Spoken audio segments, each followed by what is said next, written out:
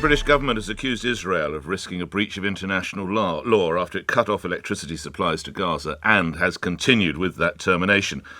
The move by Benjamin Netanyahu's government in Israel came as the international community waited for the second stage of the ceasefire agreement with Hamas to begin, and it provoked a swift response from the Foreign Office, with a spokesman saying on the record humanitarian aid should never be contingent on a ceasefire or used as a political tool. And that's what I'll be asking you.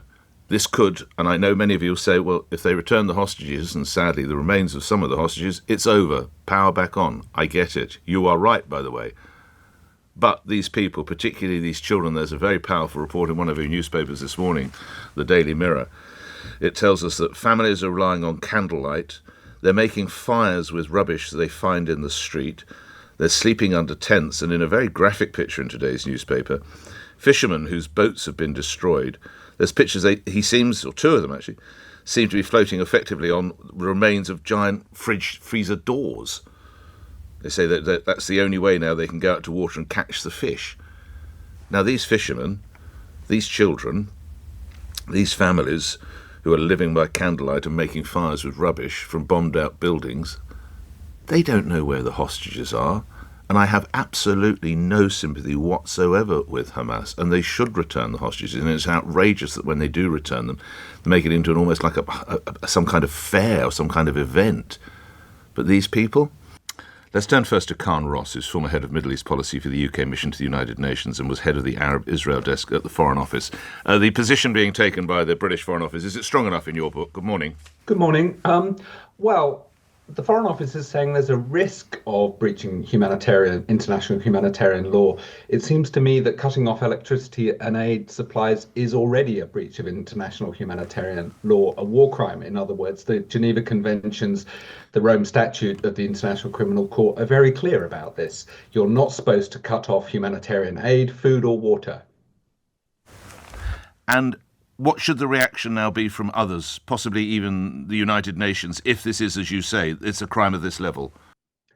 Well, there needs to be much greater pressure on Israel to resume aid and to resume water supply. The primary effect of its recent cut of electricity has been on water supply, because electricity is provided to the desalination plant that provides water for about 800,000 people in Gaza. Electricity as a whole to Gaza has been cut off ever since the 7th of October attacks. But I don't think declarations make much difference to Israel. There has to be much more real pressure that Israel understands. Words just bounce off their backs. It's clear that Israel is actually changing the terms of the ceasefire deal with Hamas, because they're now demanding the release of all hostages, which is in fact supposed to take place in the second phase of the ceasefire agreement, when there's also supposed to be a discussion to agree a permanent ceasefire. What do you mean by real pressure, Mr. Ross?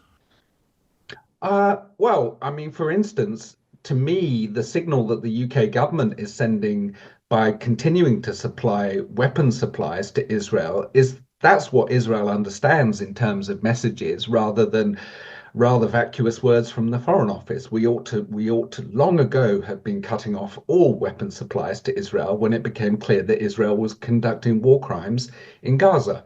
Lastly, this could all be resolved overnight if the hostages, and in some instances, sadly, the remains of the hostages will return, Mr. Ross.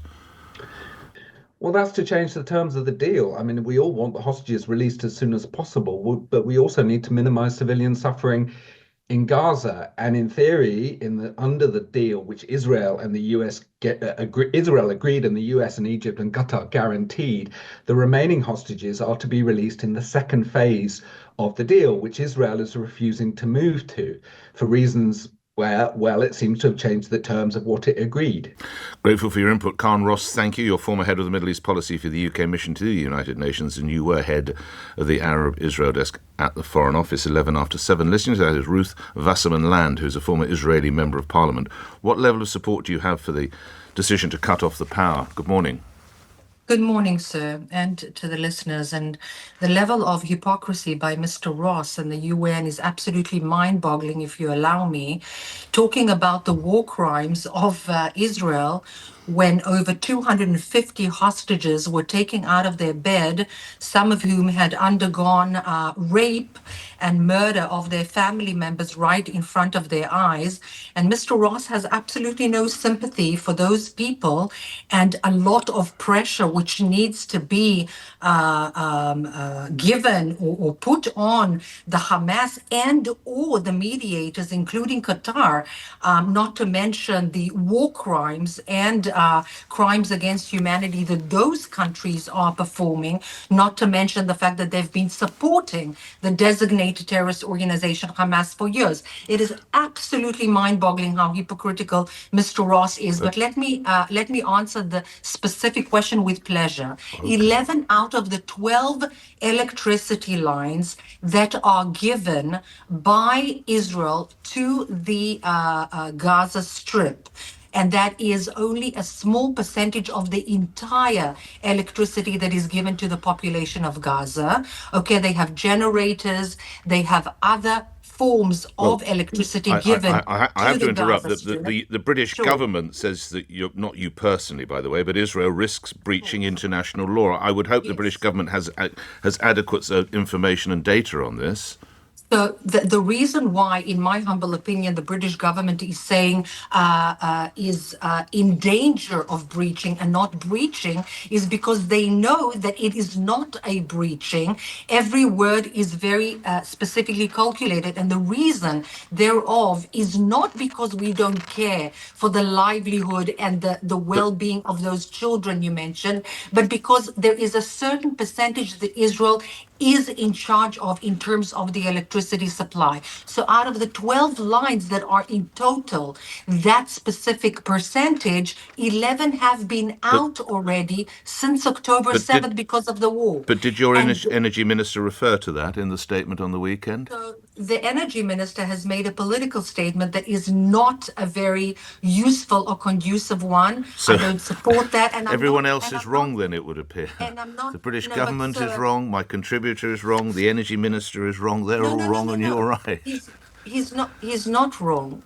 He said a political statement, as he is a politician, and I don't even pretend Do, to be the spokesperson for the government. no, I I'm a appreciate former that. member of Knesset, and I I'm appreciate that. speaking the absolute neutral truth. Of course, you can accept it or not, but 12 lines of All right. electricity are the total 100% of what is Israel providing the Okay. Gaza Strip. That is about 20% of the total electricity. And out of that, 11 have been out since October 7th. All right, I'm grateful. I must leave it, and I'm very grateful. I'm not, I'm afraid, an energy expert in Israel, but I'm grateful for your input and putting the other side, and thank you, former member of the Knesset or Israeli Member of Parliament Ruth Wasserman Lande.